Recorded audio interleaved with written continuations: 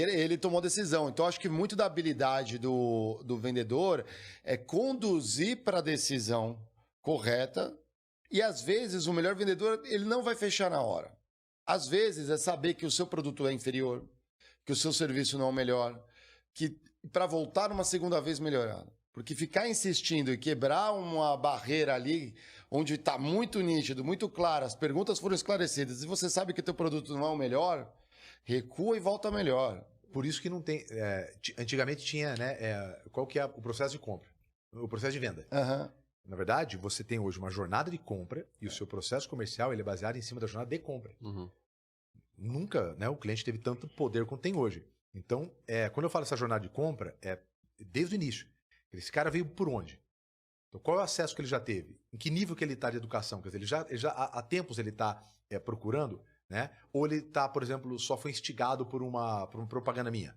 Não, ele já veio através de veio de indicação. Então, por isso que hoje uma das partes mais importantes, que ainda é pouco usada, é a parte de qualificação. A parte de qualificação. Para mim, a parte mais importante é a parte de qualificação depois que ele entra. Porque é dali que você ou exclui o cliente, né? Ou, por exemplo, como você falou, cara, não é o momento dele. E para você falar isso para a maioria dos mercados, que é tradicional, você falar, cara, um cara que veio até a mim, eu vou negar ele, é muito difícil. Então você vai pegar uma empresa tradicional, é muito complicado. Porque para ele, independentemente se o cliente vai se dar bem ou não para o mercado tradicional, você tem que vender. Uhum. Isso é verdade. Você tem que vender. Tem que estar presente. Imagina se eu falar, eu vou colocar um SDR. O cara falou, o que é um SDR? Eu falo, é um pré-vendedor, ele vai qualificar essa pessoa que veio com interesse para saber. Qualificar por quê? Não, porque às vezes ele tem... Porque assim, a diferença do inbound e do outbound. Né? Então, quando o cara vem te procurando, ele tem a dor e você vai descobrir se ele tem fit com o negócio. No outbound é o contrário. O cara ele tem fit e você vai descobrir se ele tem dor. Então, essa é a diferença do ativo para receber o lead. Então, quando esse cara entra, quando o cara do inbound entra aqui, a primeira coisa, eu já sei que ele tem dor. Porque senão ele não teria levantado a mão. Ele olhou alguma coisa e falou, cara, peraí, isso aqui eu tô precisando. Ou isso aqui me chamou a atenção. Vocês fazem isso? Deixa eu saber um pouquinho mais. Então, ele tem a dor. Aquilo bateu nele. E eu vou descobrir se ele tem fit. O que é fit? Se o tempo é agora, se precisa para depois. Se ele tem dinheiro, se ele é decisor. Aí você tem um monte, você tem Bunch, Champ, GPCT, você tem um monte de técnica lá. Se você falar isso para um cara hoje, para um mercado tradicional, eu falei que tá maluco. O cara entrou, eu vou ter que vender. Né? E aí ele não consegue ganhar escala, não consegue ganhar, ele não quer colocar. Porque imagina um vendedor fazendo no mercado tradicional, ele tem que planejar, prospectar, abordar, levantar necessidade, mandar proposta, negociar, acompanhar, fechar, acompanhar e fazer pós-venda. Você não precisa de um super-homem. É só colocar uma cueca em cima da calça e ter um super-homem. Porque assim, ele já tem todos os poderes. É impossível. Esse cara faz o quê? Se você pegar tudo isso e colocar e fazer follow-up durante a semana, ele faz o quê? 6, 7 contatos na semana? Se eu monto uma operação de qualificação, crio uma boca de funil dupla, não posso só ter um braço, eu tenho um inbound e um BDR para prospectar. E eu vou ter um closer, eu consigo fazer um SDR faz 40, 50 contatos no dia. Faz isso vezes 4, faz isso vezes 5, que é segunda a sexta, vezes 4 no mês e vezes 6. Uma operação tradicional fez 45 contatos no semestre, uma operação dessa, que é o que a gente defende muito, né? Estruturada, cada um fazendo sua parte, dividida as suas etapas, você consegue fazer 5 mil. Como é que você pode até ser pior que ele? Só que o volume de touchpoint que eu tenho é tão grande no cliente que eu vou vender pro cara. Não tem como. O volume que eu tenho de touchpoint é imenso pro cara. Eu ganho nem que seja na matemática, nem que não seja na qualidade. Como é que você acha que tá o mercado brasileiro hoje com relação à maturidade desses métodos, assim? Fudido, sabia? É mesmo? Todo mundo fala... não sei que... Cara, o Brasil é um dos mercados mais foda que tem. Foda em que sentido, assim? De maturidade. Fudido. Vou dar um exemplo. Vai pra Europa. Vai pra Portugal. Vai pra Espanha. Tem nada. Nada. Não tem... Eles estão uns 10 anos atrás do Brasil. Caramba, cara. Estão uns 10 anos atrás do Brasil. E posso falar pra você, em maior parte dos Estados Unidos também. É que a gente, quando vem pra cá, dos Estados Unidos, só vem a história boa, só vem quem ganhou a guerra. Não vem ninguém contando que perdeu a guerra. Mas na maioria, você vai conversar, cara, baixíssimo.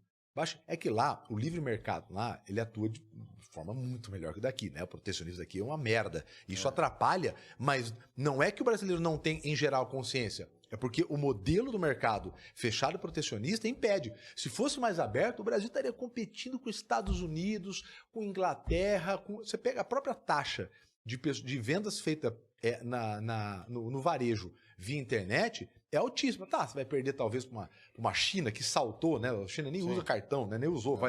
Claro, você vai perder para um outro país. Mas se você imaginar o índice DH nosso comparado, cara, a gente é muito bom. O brasileiro é muito foda, cara. O nível do brasileiro com parte comercial é muito bom. Não, e rolou assim Você é acostumado com crises, né? Também, né? Porque já acontece. Veio a pandemia, o vendedor que vendia, visitava o cliente, o cara teve que aprender a vender numa tela de computador, assim, né?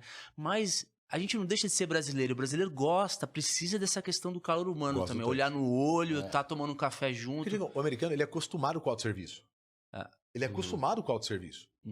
Ele vai lá, ele põe o combustível. Eu fui há pouco tempo lá nos Estados Unidos, eu tenho meus afiliados lá. E a gente foi na Best Buy e tal. E eu fiz 2 perguntas pro cara. O cara falou assim, ó. Eu acho melhor o senhor voltar a dar uma procurada na internet e depois o senhor volta.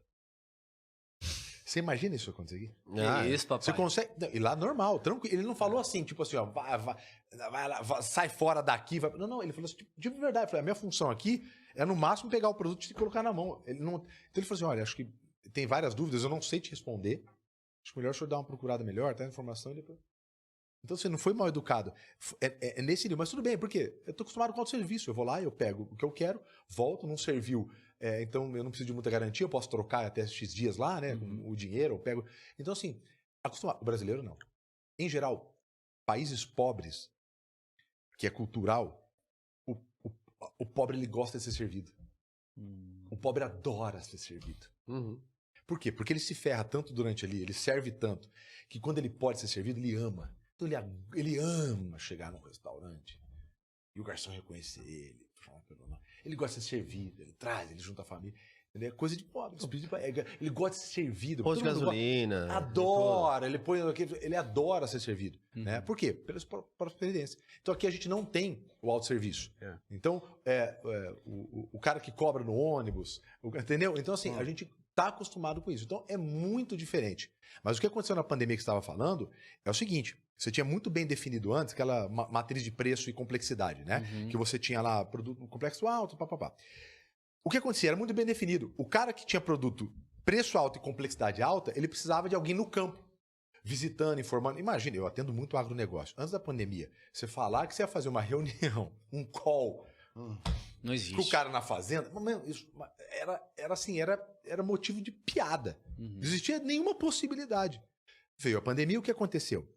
O que era produto de complexidade média, um pouquinho até mais alta, e preço médio, ele era feito de inside sales. Qual que é a maravilha do inside sales? O inside sales, ele já nasce, quem começa a trabalhar no inside sales, documentando todas as atividades. Você só faz isso via uma plataforma. Então, por exemplo, no nosso caso, CRM, tudo está dentro do CRM.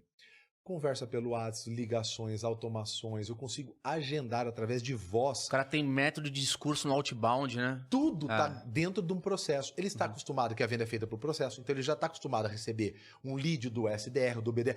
Ele está acostumado com tecnologia e processo. Esse cara do campo, ele nem anotava no caderno. O que a pandemia fez? Comeu o field sales. Você não podia mais visitar. Ele foi forçado a fazer negócio via inside. Só que ele foi forçado. Esse cara, ele não sabia nem o que era o Excel. Você imagina que da noite pro dia, ele teve que se acostumar com CRM, com automação, com SDR, gente qualificando, ligação sendo gravada, o cara sendo avaliado, porque agora você tem todos os indicadores lá dentro. Não fica perdido na mão do vendedor. Então, a pandemia acelerou essa limpeza do mercado de vendedores medianos, antigos, que já vinha dando sinal para empresas, por isso que um monte de empresa quebrou, tá lá. E as pessoas não foram se adaptando, achando que tinha 30 anos. E tá achando um platô agora, né? Porque o presencial tá voltando, acho que essas reuniões presenciais elas ainda são importantes, mas quando se pode resolver talvez uma etapa aí do fechamento via online, as empresas têm feito, assim, sabe? Então é uma coisa que ficou melhor. Olha só, se você quiser continuar sabendo muito mais, saindo na frente, né, dos seus outros concorrentes aí e poder ter mais técnica na mão para poder fazer mais dinheiro, então ó, curte esses vídeos aqui do lado, esses dois aqui, continua entendendo como você consegue ganhar mais dinheiro. Às vezes é só uma ideia. Lembra, uma sacada paga.